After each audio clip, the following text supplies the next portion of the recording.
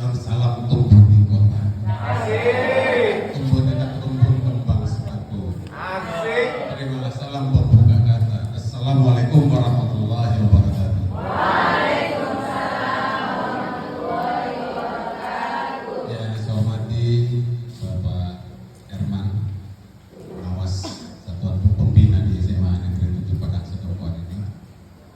Dan kemudian Bapak Kardan, Kepala SMA Negeri 3 Padang Sidempuan, Pak Ardi Pasaribu yang sengaja datang dari SMA Negeri 14 SMK 14 Medan untuk berbagi praktik baik, berbagi pengalaman dan ilmu kepada kita selama 2 hari ini.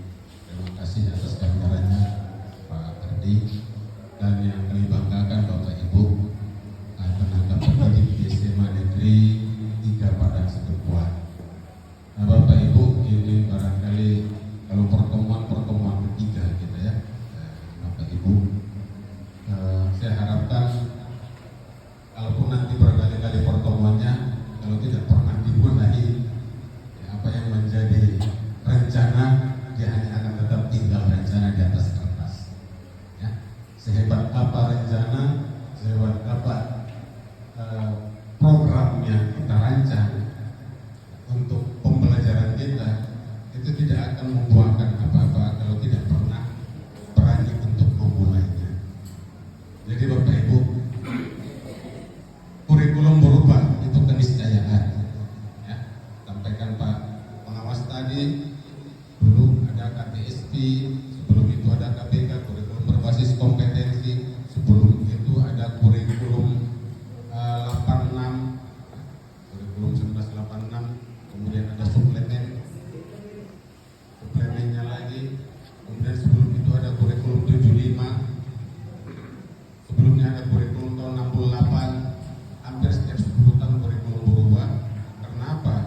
Jangan nanti pula kita sama dengan masyarakat ganti menteri ganti kurikulum. Itu keniscayaan Bapak Ibu. Karena apa? Zaman berubah. Apalagi yang menyangkut aspek sosial itu sangat cepat berubah. Kalau masa saya sekolah, mungkin Pak Kardan juga, kalau kita belajar IPS ada berapa kecamatan di Kabupaten Tapanuli Selatan, kita sebutkan 17. Sekarang ditanya 17, dijawab salah. Yang benar dulu hari ini salah. Apa ibu kota Kabupaten Tapanuli Selatan? Kalau masa saya ujian itu saya jawab Padang Sidempuan, benar. Hari ini dijawab Sidempuan, salah. Begitu juga lah dengan hal-hal lain yang di dalam kurikulum itu. Jadi itu sebuah keniscayaan yang harus kita ikuti. Meskipun ada istilah-istilah, termasuklah tadi pembelajaran aktif, kreatif, inovatif, dan seterusnya. Atau dulu pada masa tahun kurikulum 78, kebetulan saya Bapak Ibu jadi waktu itu sedang sangat populer, namanya CBSA, dalam belajar siswa. Saya model mengajarnya itu Bapak Ibu. Untuk model mengajar bahasa Indonesia CBSA saya untuk wilayah Sumatera bagian selatan, Tabaksel. Karena waktu itu kami diutus pilot proyeknya di Indonesia ada 2 SMK SPG Negeri IJ dan satu lagi di Surabaya untuk Indonesia Timur. Waktu itu juga disebutkan pembelajarannya janganlah berpusat pada guru, tapi berpusat pada murid. Maka disebut cara belajar siswa aktif. Lalu dikoreksilah itu dengan kurikulum berikutnya. Kurikulum berikutnya juga mengatakan kelemahan yang lewat seperti ini. Maka fokuslah pada pembelajaran pada siswa. Baru berubah lagi. Memang ada yang agak signifikan perubahannya Bapak Ibu dari kurikulum 86 sampai ke KBK.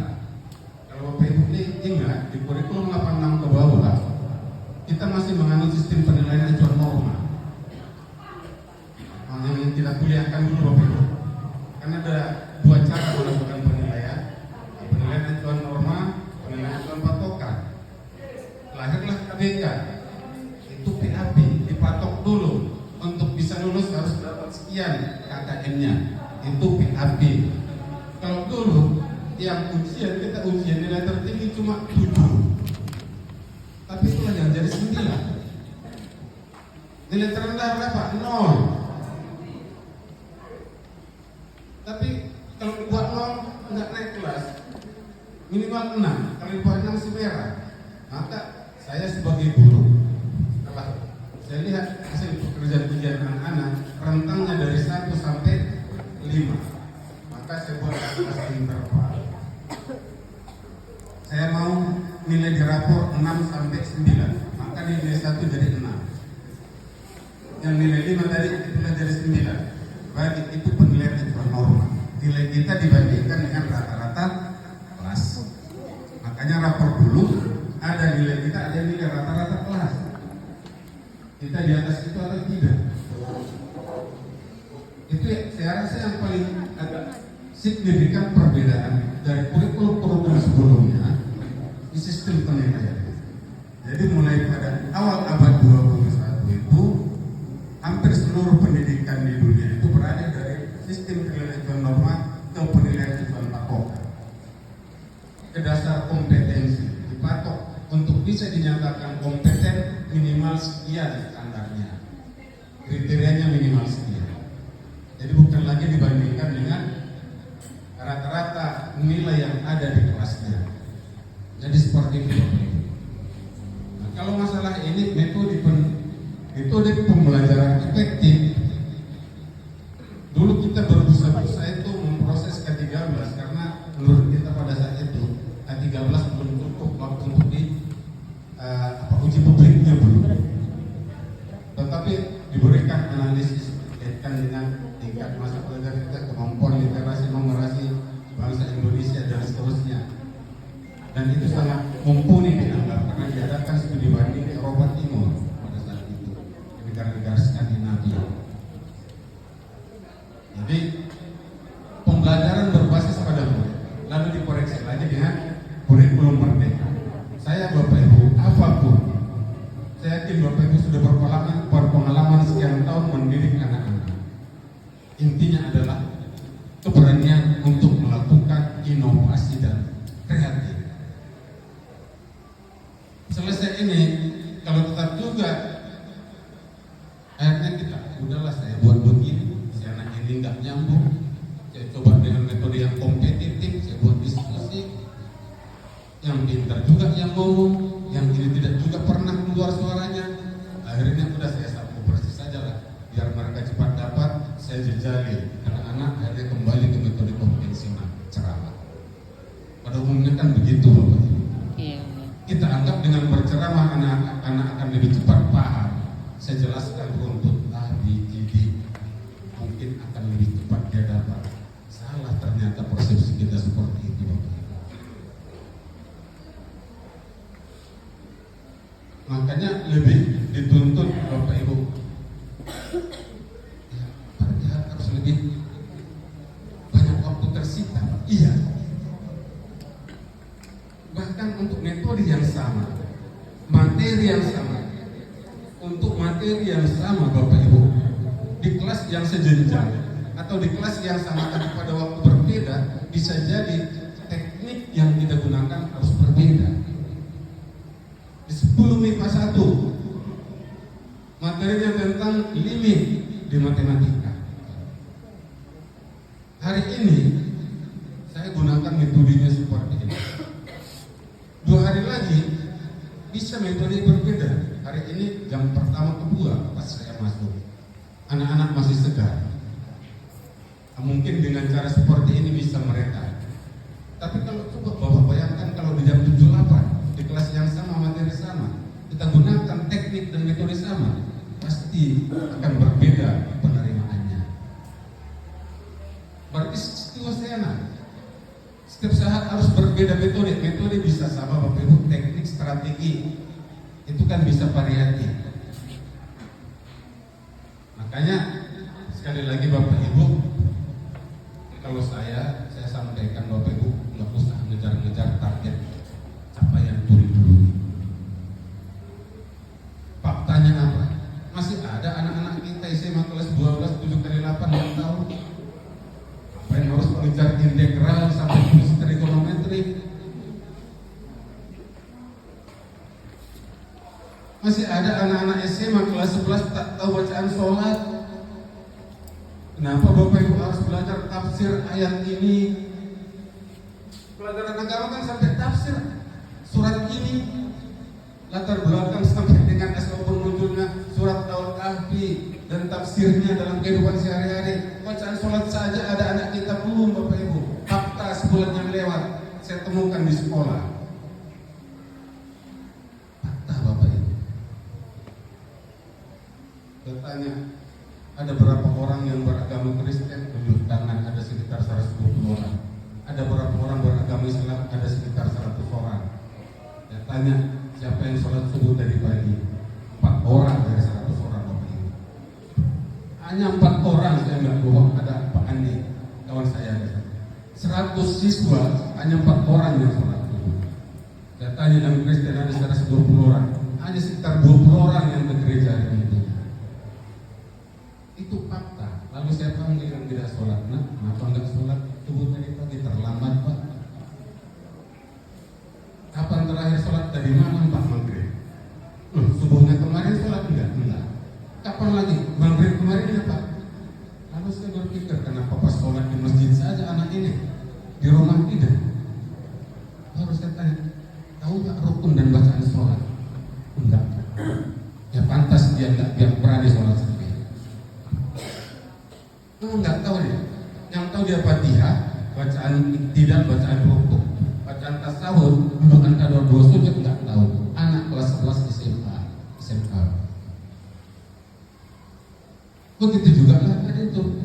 Padahal materi di kurikulumnya sampai siswa bisa menjelaskan tafsir surat ini.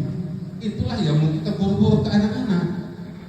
Kewajiban dasar dia itu kan kewajiban dasar sudah melekat, nggak dikerjakannya dosa dia Bapak Ibu. Yang wajib harus dia kerjakan saja dia belum paham. Begitu juga lah Bapak Ibu, hari ini saya jelaskan tentang limit. Sudah anak-anak karena saya jago menjelaskannya, saya suruh satu-satu mempraktekkan ke depan, saya bimbing, bisa dia begitu sampai di rumah mengerjakan tugas. Dari mana tadi? Saya sudah bisa. Karena apa? Basicnya dia nggak tahu. Rupanya perkalian dan perpangkatan dia nggak tahu. Makanya Bapak Ibu, waktu online penerimaan murid baru, saya kepala SMK. Untuk masuk SMK, tesnya saya buat Bapak Ibu tes membaca. Kok dibuat tes membaca untuk anak SMK? Karena saya temukan fakta begitu saya diangkat kepala di SMK itu. Ada 2 orang anak kelas 12 buta huruf. Anak kelas 12 buta huruf yang dia bisa baca dan tulis nama dia, nama ayahnya, nama ibunya. Selain itu harus diijazah satu-satu. Itu fakta. Makanya di sini juga saya sebutkan, nggak jauh di kota Padang Sidempuan. Saya ke sekolah, saya tanya 7 kali 3 terbata-bata. Saya tanya 7 kali 8 nggak tahu.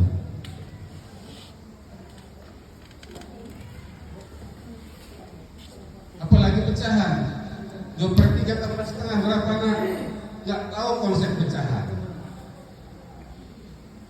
Bawa saja ke lapangan situ Ibu, suruh bawa gabus entah apalah benda yang mudah dipecah-pecah, buat jadi real pembelajaran pecahan. Ini satu kita anggap, coba bagi 2 persis, 1 dibagi itu ditulis pakai ini ya, 2 ini disebut 1 dibagi 2. Cuma dibacanya setengah. Real Bapak Ibu, tidak abstrak. Saya rasa metode seperti itu akan lebih efektif untuk anak-anak kita yang tingkat IQ atau tingkat kecerdasannya atau kemampuan otak dan dirinya itu. Mereka senang. Mungkin sudah pernah saya sampaikan, saya datang misalnya ke JP Johnson atau sekarang ada High School di Citra Gapil sana. Anak-anaknya sekarang di sana Bapak Ibu sistem proyek. Mereka lebih banyak diskusi, diberikan tugas proyek, selesaikan. Jadi bukan lagi tingkatan C1, 2, 3 kemampuannya. Kalau kita kaitkan dengan taksonomi, belum bukan lagi oke evaluasi C6. Bagaimana menurut pendapatmu kalau kita tes anak-anak itu, Bapak Ibu tanya, bagaimana menurut pendapatmu kalau dihilangkan peraturan tata tertib di sekolah ini? Coba tantang sekali Bapak Ibu. Anak-anak, nah sekarang coba buat pendapatmu jam ini. Saya hanya minta pendapatmu saja, tulis. Kalau kita hilangkan tata tertib, tak ada tata tertib di sekolah ini, bisakah pelajaran sekolah berjalan baik? Pasti ramai Bapak Ibu. Nggak mungkin lah Bu, sedangkan buat tata tertib seperti ini. Nah coba pikirkan lagi, pasti keluar itu nanti Bapak Ibu. Pasti keluar ide-ide. Berikan ke mereka. Kalau saya bilang karena kita cukup ringan Bapak Ibu, poin-poinnya, kita bawa aja keluar anak-anak itu. Kadang-kadang kelas itu pun membatasi, jadi mental block bagi mereka. Keluar saya guru bahasa Indonesia, tapi saya ngajar pantun di luar kelas Bapak Ibu. Saya ngajar drama nggak pakai konsep. Begitu masuk saya bilang, coba kemarin saya panggil orang. Dan itu pun terinspirasi oleh dosen saya itu namanya Pak Baru Muhammad Sikuan. Saya tamat Inggris Nippon ini Bapak Ibu. Saya pernah dulu di ini apa dipanggil 2 orang, habis dipanggil 2 orang mahasiswa, baru mereka di situ. Cuma salahnya waktu itu macam bisik-bisik, nggak dengar kami mahasiswa lain. Rupanya disuruhnya bersandiwara berdrama. Saya ngajar drama pun begitu Bapak Ibu. Saya panggil muridnya, kau sebagai manajer HRD di sebuah perusahaan, kau sebagai pelamar, dialog silahkan terserah masing-masing berakting. Di perusahaanmu tidak ada penerimaan lowongan, maka kau tolak nanti lamaran ini. Kau masukkan lamaran dengan segala cara, dengan dialogmu kau yakinkan agar kau diterima. Sudah siap-siap, susun mejanya. Roll kamera action, mulai. Yang lain mengamati. Sudah selesai. Sudah, anak-anak saya memberi pendapat. Oh, siapa itu aktingnya begini Pak, siapa itu begini, siapa itu akhir semua Bapak Ibu. Itu. Udah, sekarang kita buat yang kedua. Siapa. Di ujung kita tinggal buat refleksinya. Mereka semoga sendiri. Itu lebih hidup yang paling tak ada yang nampak buruk. Saya yakin Bapak Ibu banyak metode-metode lain yang Bapak Ibu temukan. Saya waktu SMP Bapak Ibu, ini mungkin berbagi praktek juga lainnya Bapak Ibu. Saya belajar dari guru-guru saya. Ada guru saya begini, Bu, dibilang orang, oh Ibu itu bodoh. Kita tanya ini nggak tahu. Kalau ada pas pelajaran ini dilompat ke berikutnya. Karena nggak tahu Bapak Ibu, dilompati sama dia. Tapi semua muridnya tinggi-tinggi nilainya Bapak Ibu. Ibu guru geografi saya itu murid-muridnya tinggi-tinggi nilainya, dan beliau hampir tak pernah berceramah, hampir tak pernah menjelaskan, karena mungkin beliau pun tak tahu kalau dia jelaskan. Kenapa? Kami disuruh berkompetisi sepanjang tahun. Sepanjang tahun kami disuruh berkompetisi. Anak-anak itu sangat suka berkompetisi Bapak Ibu. Apa? Misalnya pelajaran sampai hari ini saya tahu Bapak Ibu, siapa yang pertama menggunakan kata Indonesia, itu saya dapat karena berkompetisi. Namanya James Richard Luger. Itu yang pertama kali menggunakan Indonesia, kata Indonesia. Biarpun ada sebelumnya ya dari Irlandia yang gunakan, tapi baru bukan kata Indonesia.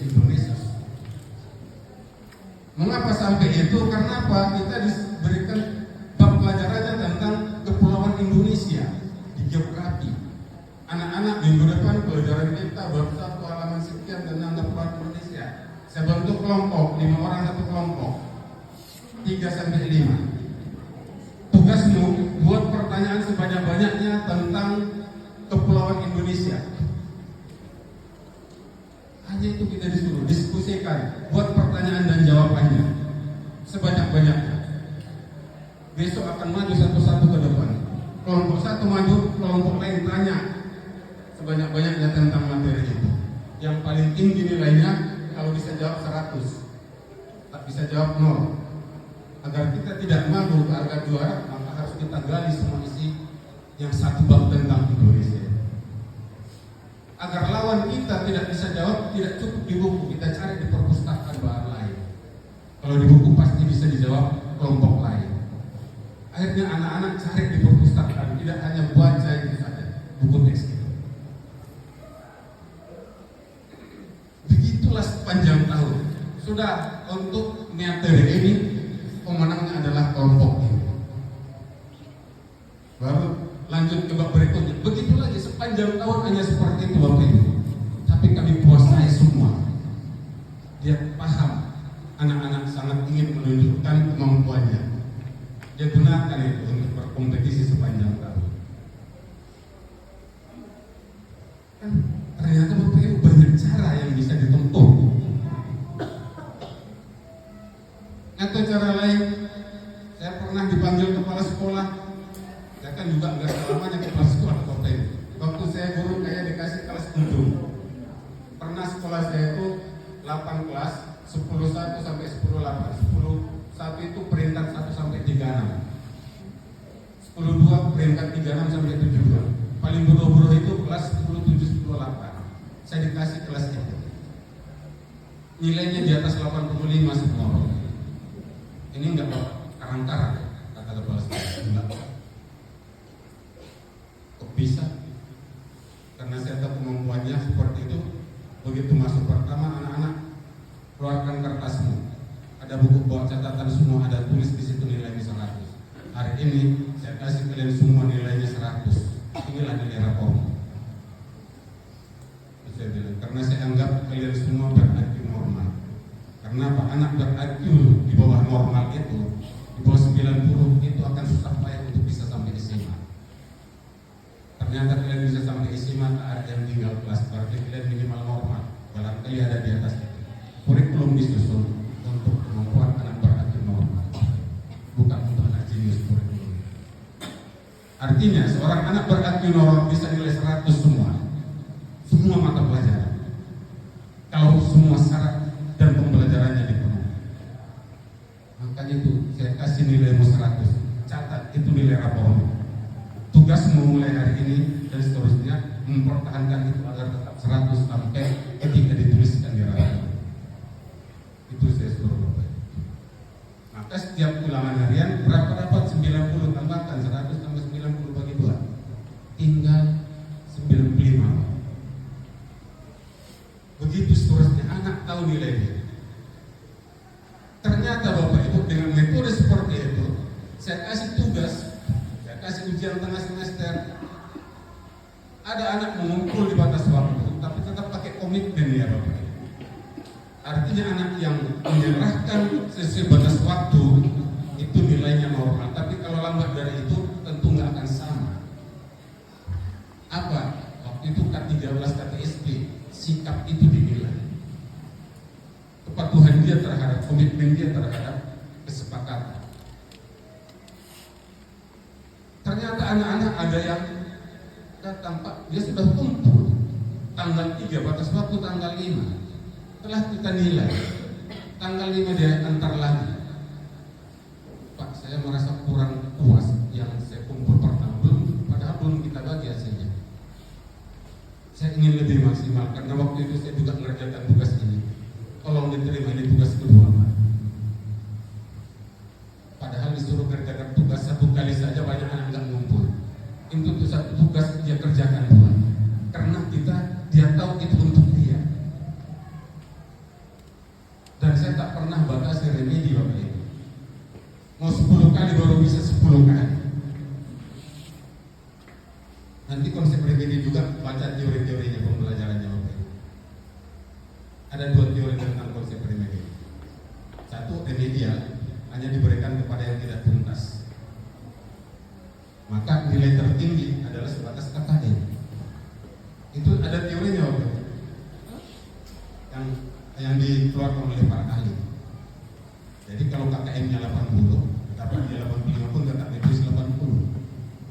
Itu konsep pertama. Konsep kedua, remedial diberikan kepada semua, termasuk yang sudah tuntas. Nilai yang diberikan adalah nilai tertinggi yang dia peroleh.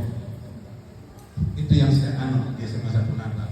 Makanya murid saya terbanyak setiap tahun masuk perguruan tinggi cabang 11, bukan SMA 1, 2, sini pun Bapak Ibu yang tertinggi masuk perguruan tinggi dari Sumatera Utara ini, SMA Nata. Sampai hari ini teknik sipil kedokteran tidak pernah kosong dari sana. Jadi nggak ada cuci rapor sama saya, tapi remedial terus. Mau kemana? Mau ke dokteran, berusaha mata pelajaran ini. Berapa kali? Sampai berapa kali kok bisa? Sampai apa kata guru? Kalau capek, itulah tugas kita. Itu konsep remedial. Remedial boleh diberikan kepada siapa saja. KKM 80, dia dapat 85, kepingin lebih tinggi, silakan ikut. Tapi kalau dapatnya malah 80, padahal dia udah dapat 85, yang dituliskan yang tertinggi, yang 85 tadi. Saya nggak ngarang-ngarang, baca nanti teori-teorinya Bapak Ibu. Para ahli pendidikan menganut yang dua semuanya.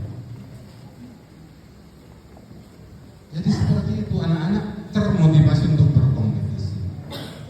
Dan itu juga yang membuat anak-anak yang selama ini malas untuk mengerjakan tugas karena dia tahu sendiri nilainya.